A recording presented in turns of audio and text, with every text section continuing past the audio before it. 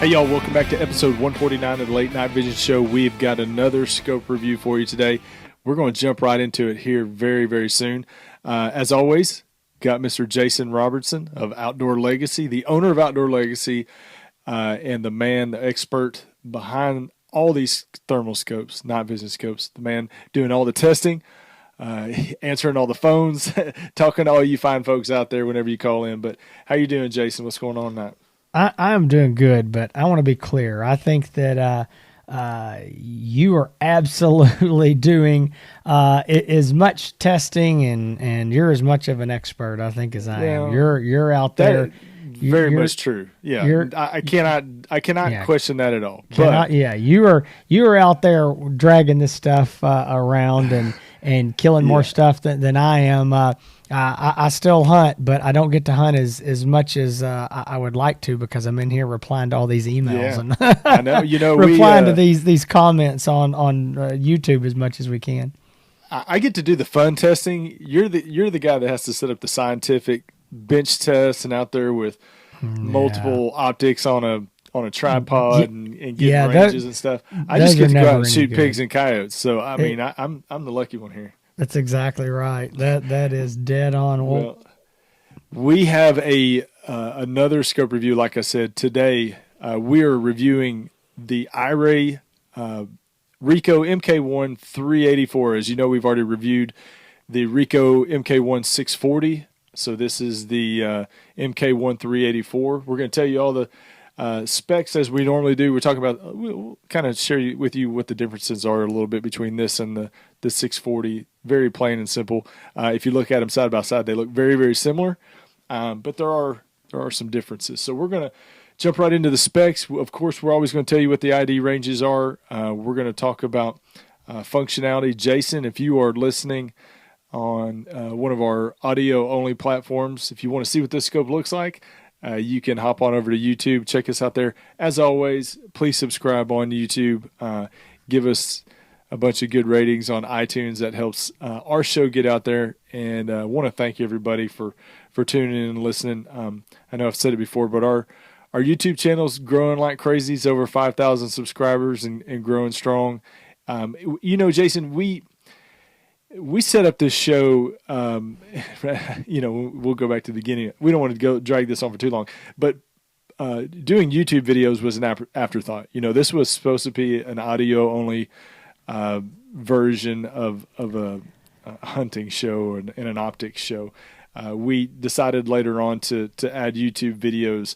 So, we try to incorporate as much thermal video as we can, but if you want to see some shorter reviews, if you want to see more thermal images through the scope, you can check out my YouTube channel. That's Hans ETX. I do all the reviews that we talk about here on the show, but again, much more condensed, a lot more thermal video, a lot more hunting, that kind of stuff. So if you like all the details that we go through here and you want to see some more stuff, you can hop on over there and check it out. So that was my shameless plug for the evening. No, I'm also glad check me out on Instagram, y'all. Yeah, exactly. See, now we don't have to do it when we close the show. We're done. So yeah, exactly. So listen, I was going to say I do have the scopes here. I also have both the mounts. So I have two scopes with the two different mount options. I'm going to be showing those in a minute. I'm going to go over the specs though first. Hans, I'm assuming you're ready for me to do that, but. I'm going to go over beautiful bean footage. There we go. So I'm going to go over the specs, and then while we start talking in a minute, I'll kind of hold them up, and I might point out a couple things or what have you. I might bust in there on Hans when he's talking about something. But again, I exactly. Yeah, he loves it when I do that. So I do want to go over these quick specs. Again, this is the Iray USA Rico MK1 384 model. Sometimes called the RL42. It is a 384. Well, here, let me tell you the price. That's important. $3,999. Okay. The resolution is 384 by 288. Hans, you did not put this on my list. Hans actually made this list for me, which is the first time ever. But yeah, exactly. This is a 12 micron unit, correct, Hans? Since you did not put that on there. Yeah, the first and last time I ever make you a list. That's exactly right. This is what happens now. Yeah. As executive producer, I'm supposed to be more the prepared one, and Jason is considered the talent, so he's got to roll up in the chair and just read the list. But that's never how it's happened yet. I did leave that off your list, and I did leave the magnifications off your list too. Probably the most important things I did not include on there. This guy. Sorry about your luck. Hey, executive producer positions available. Please apply here. I'm on spring break, and I'm running kids. I've been running kids around all day long today. So you're stuck in the office working. I'm out having kid fun. So we're going to start this over. All right. So price, $3,999. It is a 384 by 288 thermal sensor resolution, 12 microns. It is a 4-power base magnification. It does go up to a 16-power digital zoom. It does have an objective lens focus, 50 hertz refresh rate, rated for up to and including a 308. It is an IP67 rating, which means it's fully waterproof, submersible to 3 foot for 30 minutes, as well as dust proof. 42 millimeter objective lens, a negative 4 degree Fahrenheit temperature rating, 2,000 yard estimated detection range. It's got a removable, rechargeable lithium-ion battery. Hans, what are we saying on that? They say 6 hours, but weren't we saying we were getting closer to 8? Yeah, I did a test on the lithium battery. We were getting over 8 hours of run time on it. We typically don't like to say it's that much out of whack with what the manufacturer's saying. So, I mean, realistic expectation, 7 to 8 hours. I think their number's a little conservative, but the battery lasts a heck of a long time. I mean, I've been telling people it lasts forever long, but it is a long time. And it is a removable battery, to be clear. So you can buy extra batteries. Yeah, that's key. Buying extra batteries. You have a couple of them, and you get 8 hours, 7 to 8 hours of run time. I mean, you can hunt from sundown to sun up and not think twice. Yep, exactly. Okay, so what have we got here? Video recording. I'm banging this thing around trying to show it. Video recording, 5 color palettes, 3 different zeroing profiles, multiple reticle options, and this is the big deal, the 5-year warranty with a 5 business day guarantee. So you've got 5 years on the warranty, bumper to bumper, and then any problem you have, they will replace or repair the unit within 5 days. That is a guarantee. So that is a very, very good warranty. I do want to just show a couple things. Normally Hans does this, but I want to talk about this since I'm holding the scopes. So right here, this unit, this one has the American Defense Manufacturing quick detach mount. It's a little bitty small, tiny mount. It is proprietary, made for this unit, and it is available. They're about $250. One thing I'm going to point this out because we've gotten questions about this, and I don't know if you can see this, probably not, but there is a little bit of a gap when this mount goes on the bottom of here where you can kind of see it right in there. There's just a gap. It's kind of like a cradle if you had to describe it one thing. That's exactly. the way that scope is cradled in there. Exactly. It's cradled in. So you've got it basically that the bottom of the scope comes down, triangular, and then the mount, is a V shape to catch that. It does not go all the way to the bottom. It is concerning to some people. And when we were very first demoing these scopes before they were even public, we asked Iray about that. It was an intentional design that wedges that scope down in there tight. It does not allow it any type of twist or movement at all.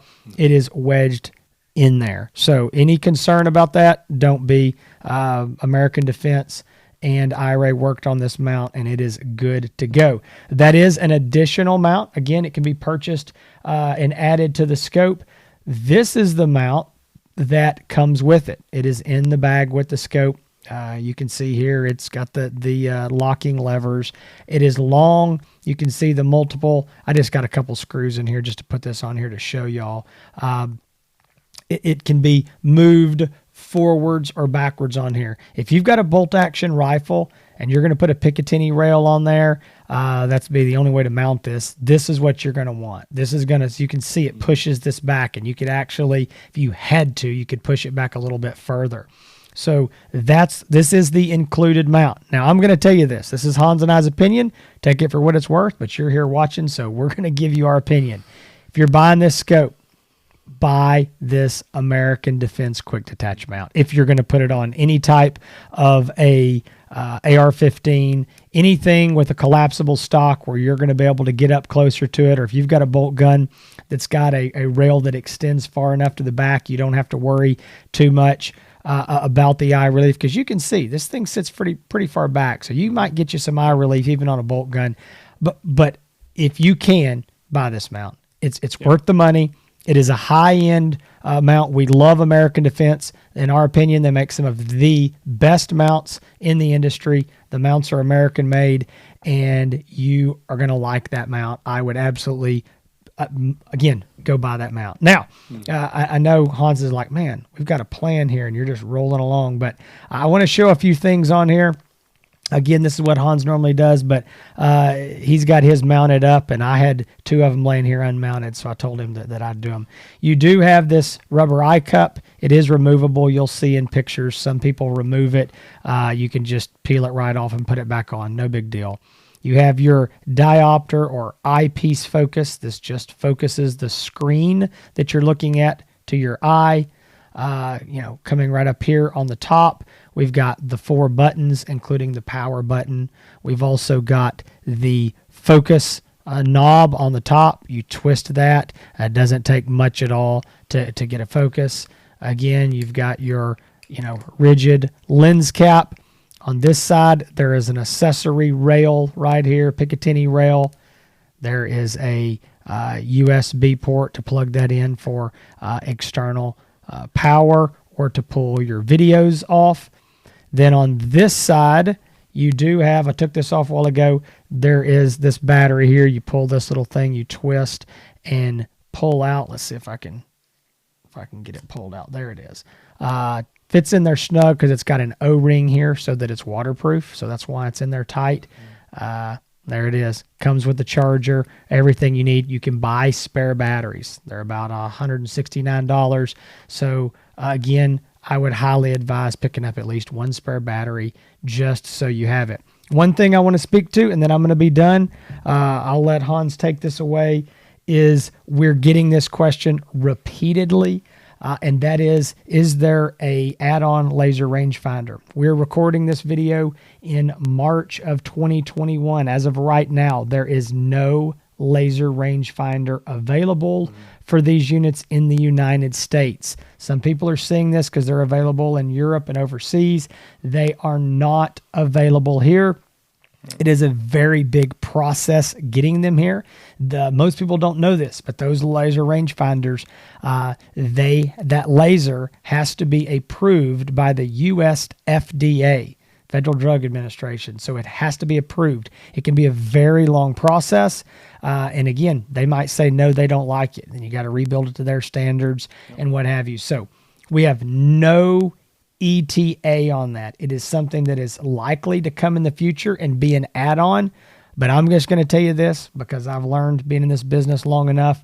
Do not bet on the come. And what I mean by that is don't buy this unit and say, oh, I'm going to get a laser rangefinder. You might, and you might not. It might not ever come. Who knows what's going to happen? I mean, there's anything in the world, and we have the feds involved. So if there's anything that can go wrong, it will.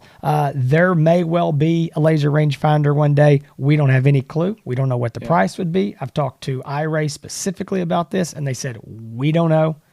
We're going to work on it, and, trust us. If we can make it happen, we'll make it happen, but we don't have an ETA. We don't have a price or anything like that. So just wanted to bring that up because a lot of people see that and ask that question, but that's what I know. I'm glad you brought that up. Yeah, that's an important point. I took a question about that today. So and I kind of pulled the diva card this evening because you had your Rico 384 off of a rifle for testing, and I have mine on a rifle for testing.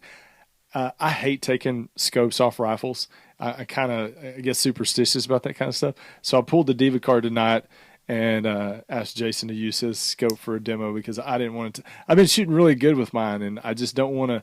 It's like, wearing the same pair of socks in football for like the whole season because you're playing good or something. All you athletes out there will know exactly what I'm talking about, superstition, but pulled the diva card. So we're going to talk about ID ranges. Jason just went over the functionality, the walk around of the scope. As you can tell, it looks a lot like the 640 resolution Rico MK1, but there is some major differences, and one of those is when you're talking about the base magnification of a 4-power. And it's a 4-power resolution, and as it starts at 384 resolution, but it's 4x base magnification. So just for all of you people out there that don't know, every time you magnify the image, when you double your magnification, you're cutting the resolution in half. So you're starting out at a very high base magnification. You're already at 340 resolution. I've kind of said this to some people in private. Really haven't made this a public statement. Oh, but boy, looking I have no idea through what he's this, about to say. I did not approve this message.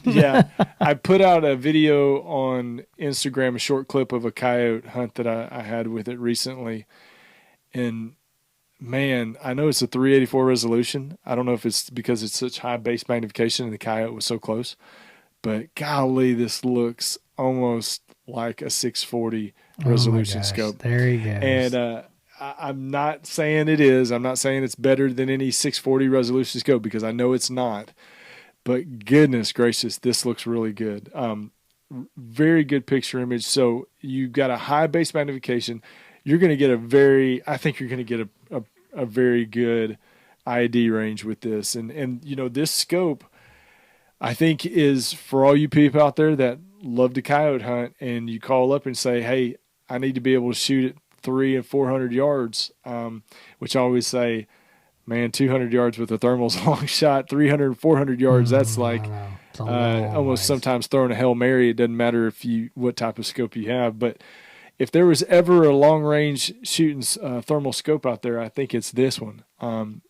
Starting off at that high base magnification, it allows you to not have to bump up the magnification like you would with a lower magnification. Some of the people buy a low resolution or a low base magnification scope with high resolution, but they're always having to magnify the image because they're taking longer shots. So it's almost like you're buying resolution that you're not using. So You're doing yourself a favor if you're always taking 150 to 200 yard shots if you focus more on what that base magnification is and not so much what that resolution is. I think it really make sure that you're getting the most of what you're paying for. I hope that all makes sense because there's a lot of theory involved into that. But with the ID ranges, I would say, to be able to ID with this at 400 or 500 yards, I was able to do. And I know that seems like some of the 640 resolutions. Some of the 640 resolution scopes, we feel comfortable saying 600 yards, and I know there's a lot of 640 scopes out there that you can, I think, pretty easily identify at 600 yards. This one, 400 or 500 yards, I don't think is a problem. Now, what I will also say and why this is important is because there's a lot of 384 resolution scopes out there that we would never say 400 or 500 yards. We would say more like 200 to 300 yards.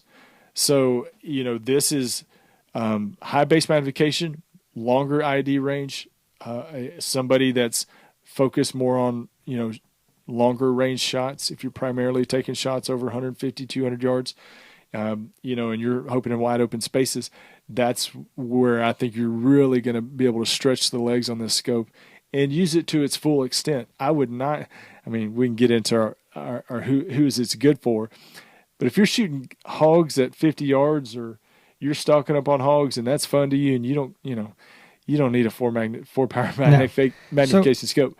But No, go ahead. you and I talk to guys out there all the time. And I talked to one not that long ago that said, "Man, my eyes aren't what they used to be. I got a real, seeing for me is not great. I like high magnification, and I don't care if I'm shooting a hog at 50 yards.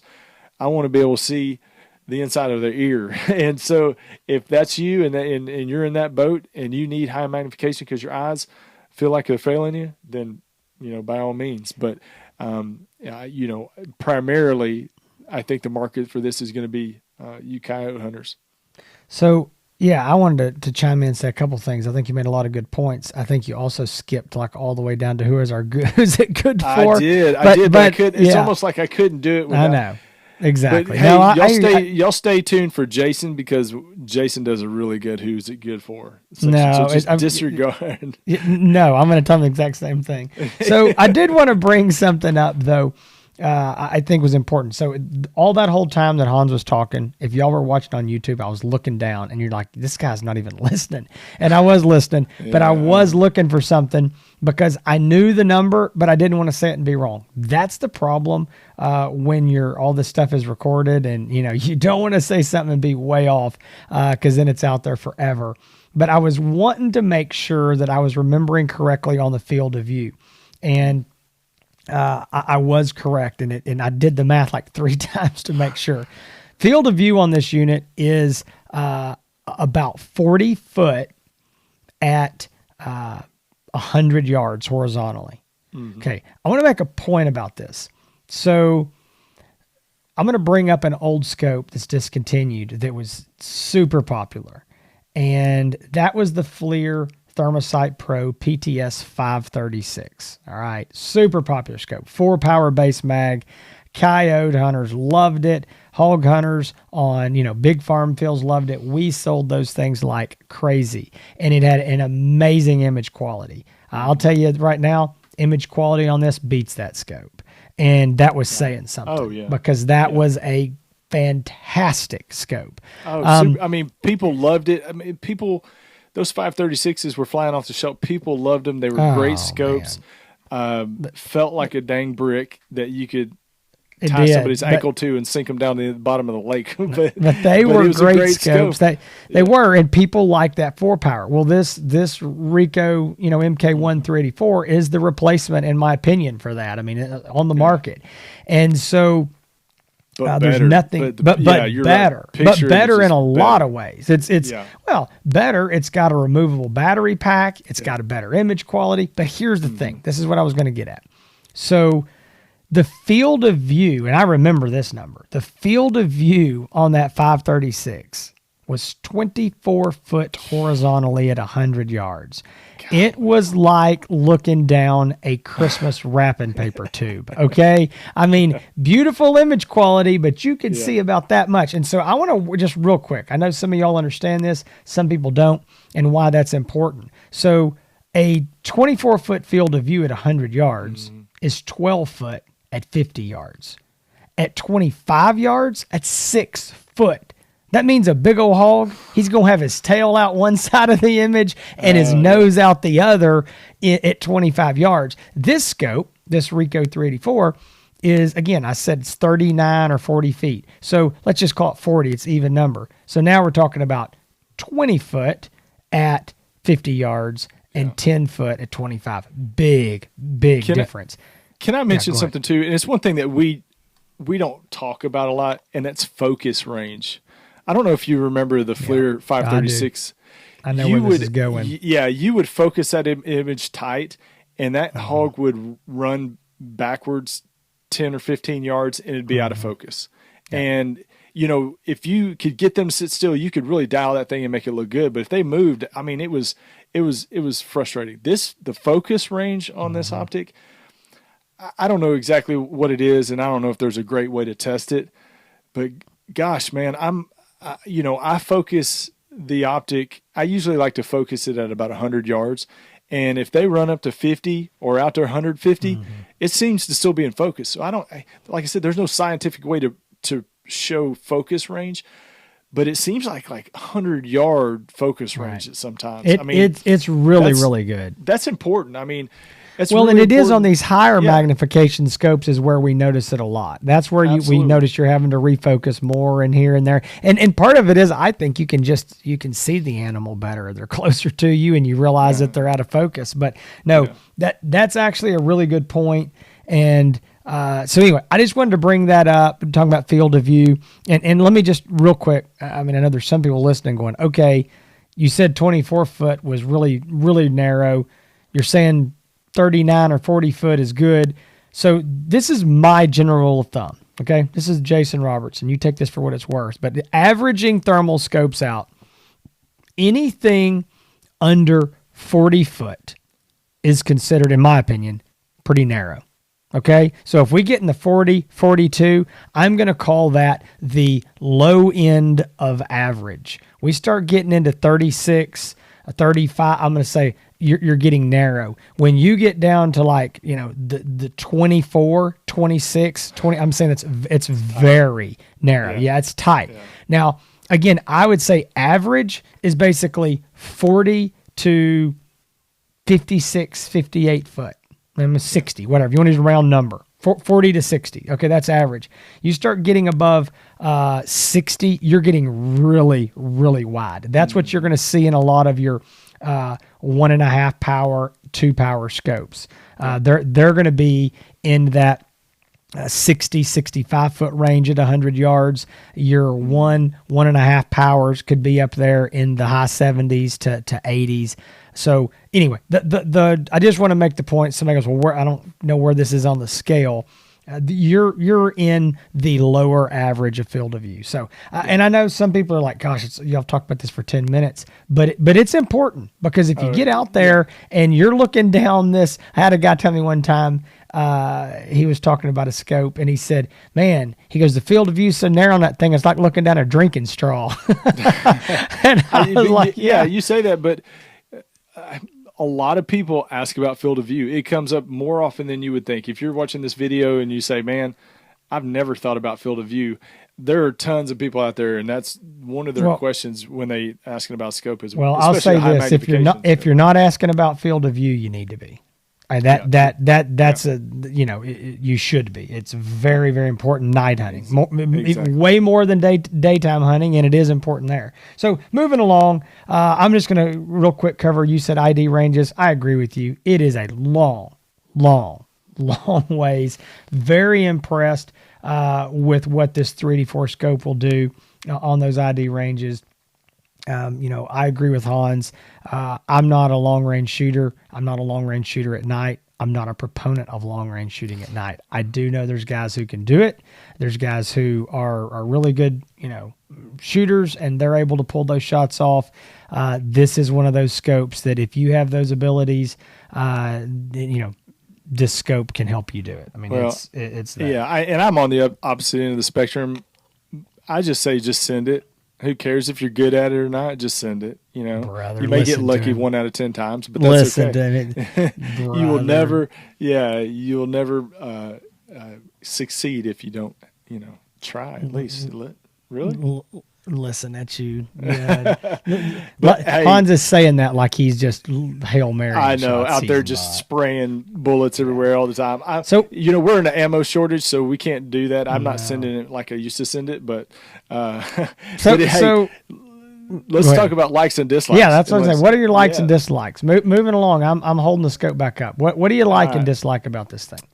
So my likes, first and foremost, is going to be the picture image. I think the picture image for a 384 resolution scope, very, very good.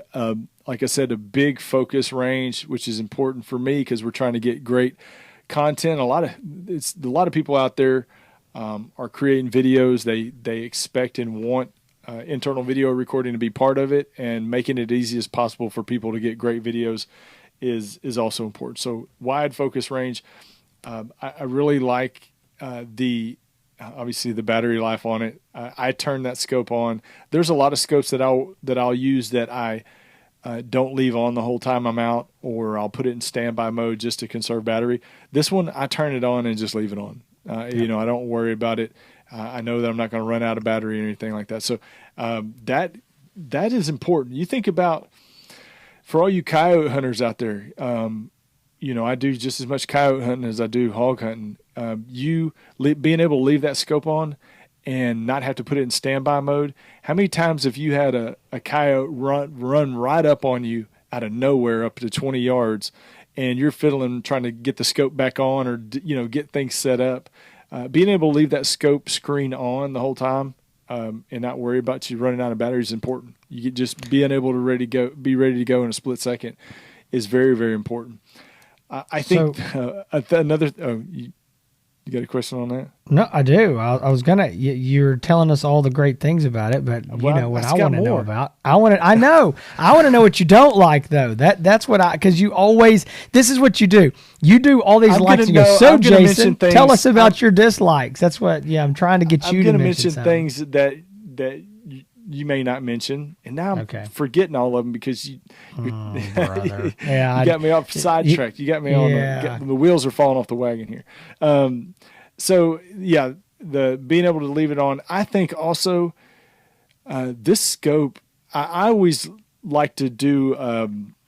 If you have automatic nuke, some scopes have automatic nuke or semi-automatic or manual nuke. I leave this in where it's not an automatic nuke because I like to control the scope. I don't want that scope to try to nuke in the middle of a shot. So it seems like with this scope, I don't have to nuke it as often. And when I do nuke it, that thing nukes very quick. And when you say nuke, if for people out there that don't know, you're basically just refreshing the screen, recalibrating the screen. You push a button, it refreshes the screen. It kind of sounds like a click like you would hear a camera taking a picture. But when you nuke it, it nukes super fast, very quick. I obviously a lot of times when you turn on a scope for in the beginning, you got to nuke it a couple times to get it acclimated to the environment and conditions. You nuke it once or twice in the first, 2, 3, 5 minutes or so. After that, you don't have to nuke it very much at all. And that's important also because coyote runs up, you look at your scope. If it needs to be nuked, you got to nuke it before you can shoot. But this one, it doesn't seem like it needs to be nuked that often. So I'm going to use those as my likes. And I know you got other likes other than those, but I wanted to bring those up because those are a little bit different than what we've talked about in the past with the other Rico scope. Okay, so what about your dislikes? See, you don't have any okay. All right, I am going to give you a like. I'm going to give you a like that you left off. That's a big one. One of our complaints, one of our dislikes on the Rico 640 is we just said that the Black Hot did not look that good. Yeah. And we just didn't like the Black Hot. The Black Hot on the 384 is some of the most beautiful Black Hot I've ever seen. Personally, everybody has a different opinion. Some people, Hans loves Black Hot. I love White Hot. And I get customers, I think it's split. Guys that are thermal hunters, I talk to them every day, and I have guys that are like, man, I just love White Hot. Man, I love Black Hot. I think it's split, and I tell people, that have never owned a thermal, like, which one do I use? I said, you just use the one you like. You might like them both. Just play with it. Doesn't cost anything to change them. Again, Black Hot is not my favorite. Black Hot on this thing could make me a believer. It is awesome. It is good. It is really, really good. And you bring up a good point because we did bring that up. On the Rico 640, the Black Hot does not look good. I didn't want to use it at all. White Hot looked great. The other color palettes looked good, but Black Hot didn't. It was like there was almost too much contrast. But on this MK1 384, really Black Hot looks beautiful. Just beautiful. And that's what I've been using.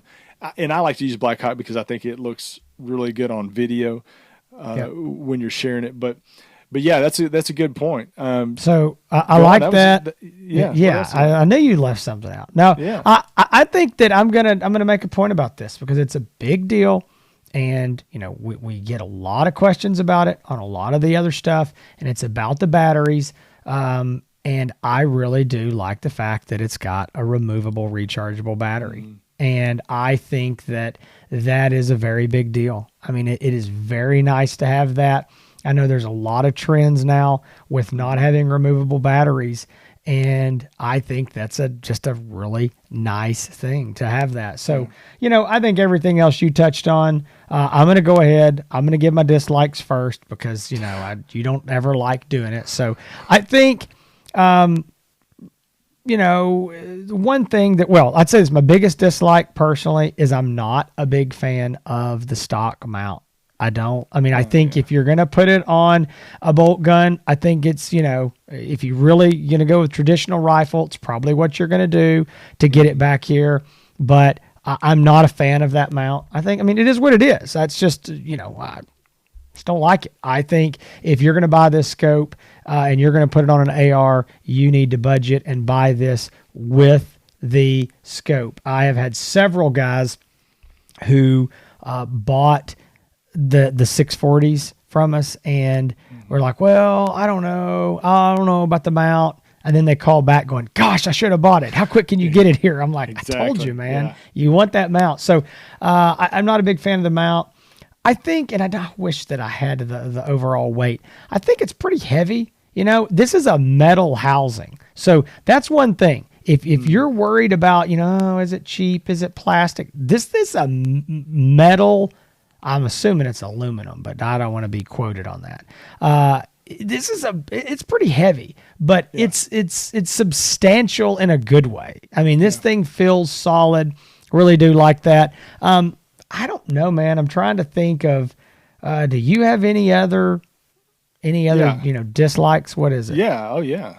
Yeah. Oh man, you got a bunch. Laundry list. No, we've talked about it before. And we forgot to mention the app. How good the app is for this. The app is really, really good. Really I did good. Because we don't use the apps much, but it's really good. The streaming I'm app. not a big app user for scopes, but the videos come off really quick.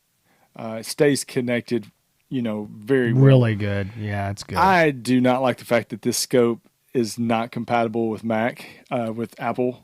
In my MacBook, not being able to download the videos. Pause real quick. So to be clear, because I've had some confusion on that, it is not compatible when you plug it into a Mac computer. Correct. The app that is in the App Store is compatible with Apple products. So I just want to I don't want people to think that it won't go with your iPhone or iPad. Yeah, exactly. It will. Yeah, so this is MacBook or your plugging it in desktop. Right. Yeah, plug it in. I like to plug my scope in and directly download my videos from the scope right on the computer because I feel like you don't lose the quality of the video. But that's one. I think you mentioned it. We're not trying to sell you an extra mount. Trust me. All right. You're going to want the American Defense Manufacturing mount. Like Jason said, a lot of people called up and said, "Hey, I didn't buy the mount, but I need one now." You just do yourself a favor. It's a couple $100, but I tell you, it's worth it. Yeah, it's $250. It's worth it. And listen, I want to say this. Listen, I had a guy say, "So is it really so bad I can't use it?" No, you can use it. It's not quick detach. It's not going to return to zero. If you're using a bolt gun, use it. Make it work. It's not the end of the world. There's several other manufacturers that have, factory mounts like that we're not fans of. We're just fans of this is one thing. Look at the size of this mount versus the size of this. Which one do you think weighs more?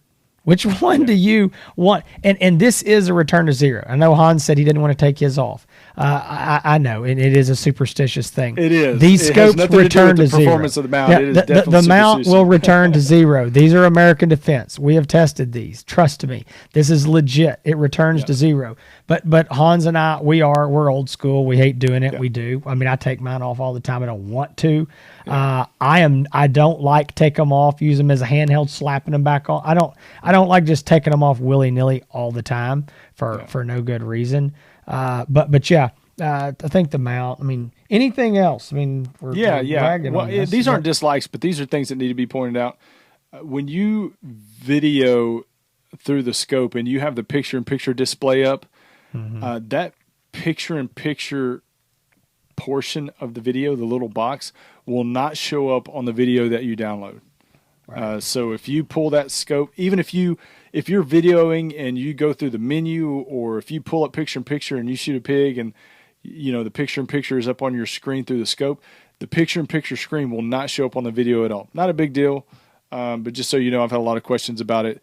Just say, hey, I noticed I had a video, I shot a coyote, picture in picture was on, but it's not showing up on my video that I downloaded. That's the way it is. That's normal, and there's nothing wrong with your scope. Also, there's not necessarily a bunch of different rifle profiles, but there are separate zero profiles. So on some scopes, you'll have a completely separate rifle profile, 5 or 6 rifle profiles, which means you can set each profile to different zeros, to different color palettes, to different contrast and brightness, everything. I mean, you can have a lot of different control on that profile and then switch it over to something else and have it completely different. This doesn't have a separate profiles. These just have separate zeros. So you can set, and you can change them to be whatever you want, but it has zero profiles. So you can set a 100-yard zero, a 200-yard zero, a 300-yard zero, or a 50-yard zero and a 100-yard zero, 150, whatever you want to do. So it's not, separate profiles, but they are separate zeros, if that makes sense. Because I've had a lot of people ask that about that as well. But no other dislikes other than what we talked about. And I think these are very similar dislikes that we talked about, with the MK1 640 as well. Pretty much the same thing. So we're gonna wrap this, but I think we're gonna kind of go to what we've already touched on. Who's it good for? And kind of at the end, is this a buy or not? And I'm gonna go ahead and say it's absolutely a buy. Image quality, again, outstanding. The features, the function, love the scope. Don't have anything bad to say. I mean, we just nitpick this thing, which is what we do. That's what we're here to do. We're trying to find the stuff to let you know about. But I think this scope is good for the coyote hunter. I think the guy all the way to North Dakota or somewhere out there in the West where he's hunting big, giant fields, I think this is the optic for him. I think even the guy in most of the Midwest and some of the Northeast, where he still may not be out there, shooting 300-400 yards all the time, but he is on some bigger fields. He is looking, again, predators, coyotes, smaller animals. Really needs that extra magnification for positive IDing and, again, taking some of those longer shots.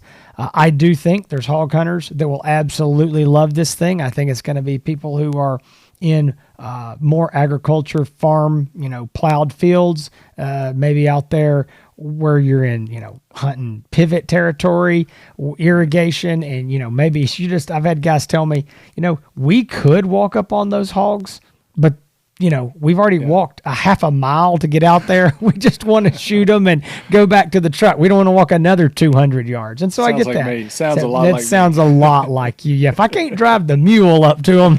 So I would say that it's going to be good for those guys. And then Hans brought it up is important. I think there's a lot of guys, some of who are older or just, they're used to their daytime stuff with high magnification, and that's what they want. Now, I will tell you this, and I don't want to get off on this tangent because it's kind of a side topic, but if you have a handheld monocular that you do your scanning with, you can get by with higher magnification in your scope because now you're not having to scan the scope. It's like, hey, look, out there at 2 o'clock, there's the animal, and you point the rifle towards it because you know the general vicinity. In that case, you can get by with a little higher magnification. I don't think that this is an obscene amount of magnification. We've got some scopes. Once you get above 4.5, I think you're getting into the what I consider obscene. I mean, it's like a lot. I put a warning label on the side of it. I don't think this scope needs that. I think, there's a lot of guys that could use this and like this. And then I'll wrap this, Hans, and say who I think it's not good for is the Texas Southern hog hunter who is, stalking up on hogs at 20, 30, 40 yards. I just don't think you need this much magnification. I think you would be better suited by something in the 2 to 2.5 power for that. But I do think that Anybody shooting a lot over 75 or 100 yards, perfect scope for you. Yeah, yeah, I 100% agree with that. So, a lot of people might say, hey, y'all talk about a lot of scopes, and the vast majority of them that y'all talk about, you say is a good buy. Well, I'm going to tell you this. If you're hearing about it on this podcast, if you're watching it on this YouTube channel, there's probably a reason. If it's on here, it's probably more likely than not, it's a good optic.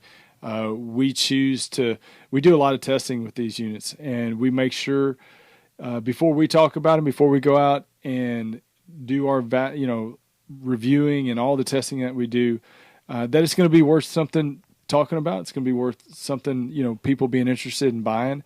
So again, I'll say if you're hearing about it on this channel, there's a good reason for it. So yeah, Hans is that's something we've never brought up, and I'm not going to go into it now. But we look and test scopes, look at and test scopes that we don't review, right? That we don't sell.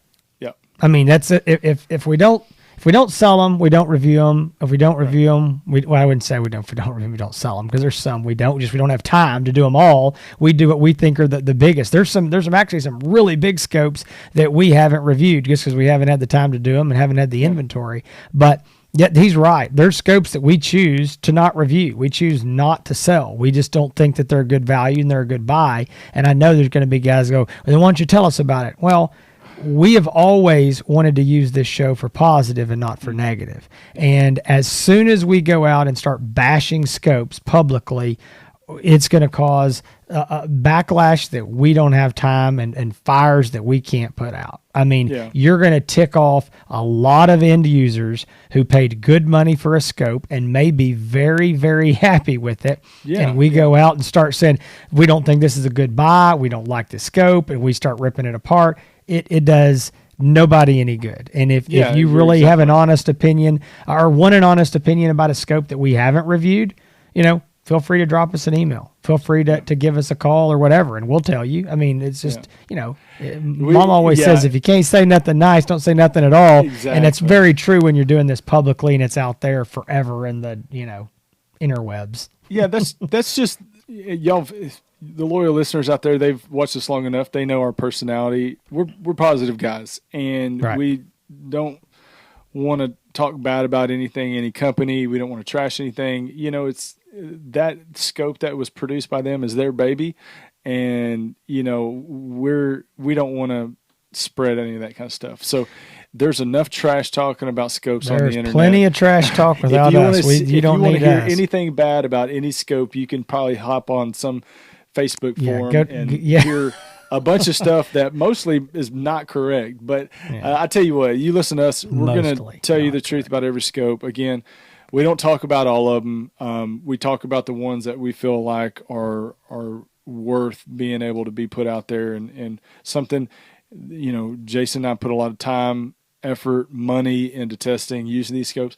Jason sends me these scopes, and I mean, I'm dedicating a lot of time, so I'm going to use the stuff that I want to use that I know is good as well. So I'm a little bit selfish in that regard. But anyway, thank y'all for joining us. This has been episode 149 of the Late Night Vision Show. We've been doing the full review of the Iray Rico MK1 384. If you want to find all of our episodes, you can do so on the latenightvision.show.com. You can find all the past episodes.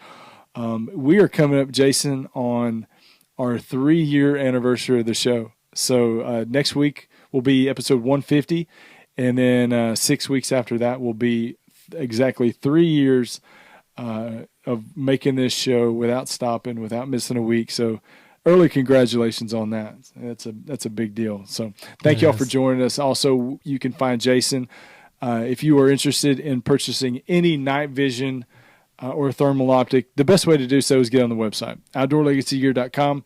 You can see all the products. You can see all the specs. They've got some review videos on there as well, ratings, anything you want to find, you can find on there.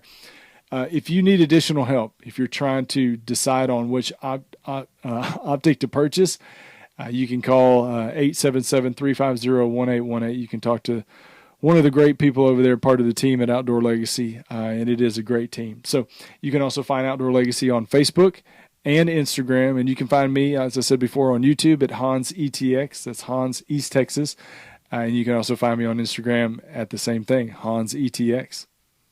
All right, folks. We appreciate it. If you're looking for the Iray Rico MK1 384, outdoorlegacygear.com.